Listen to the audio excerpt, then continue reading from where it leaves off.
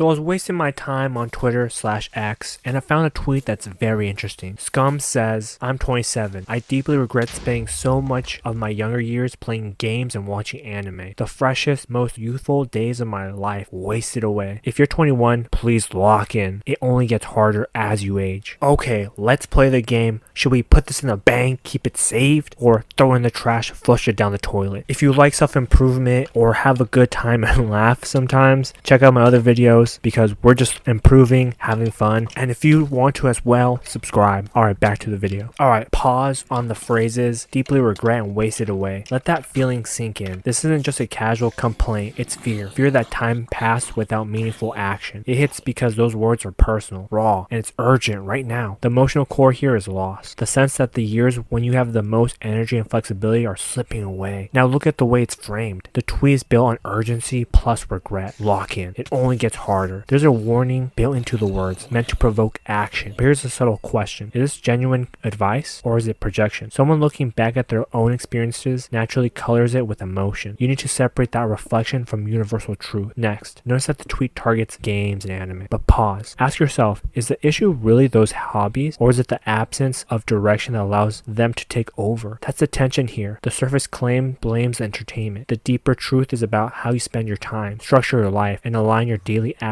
with your goals. That distinction matters. The tweet carries a clear emotional punch. Fear of lost youth. That's universal. Everyone who's young has moments where they worry they're wasting time. And it's tempting to respond with panic. Oh no, I'm already behind. What happened with my life? But responding emotionally doesn't help you grow. Reading it slow allows you to see the insight without the panic. You're learning to extract the lesson. It's not about demonizing hobbies. It's about noticing whether your habits are moving you towards your goal. Focus on the tension in the words. Please lock in. That's the call to action. It's meant to make younger people feel urgency. And yes, your early 20s are a high leverage year. Decisions compound. But notice how this phrasing is emotionally charged. You can separate the feelings from the fact. Feeling urgency doesn't mean you need to rush or panic. It means you need awareness. The deeper tension is identity versus entertainment. This tweet frames the problem as gaming stole my time. But the bigger picture is about who you are being while engaging in entertainment. Are you structuring your life? Are you building habits, skills, and relationships? That's the real insight. High performers don't avoid recreation. They schedule it around growth. They balance fun with discipline. But let's take it back down for a second. On the emotional core again, regret. That's a powerful motivator, but it's personal. That person at 27 is looking back with a mix of frustration and longing. You reading this at 21 or 22 or 35, 56 can take a different approach. You can recognize urgency without shaming. You can prioritize growth without abandoning enjoyment. That's the difference between panic and analysis. Now consider the biological claim. It only gets harder. Emotionally, it feels true, but biologically, that's an exaggeration. Your brain, your body, your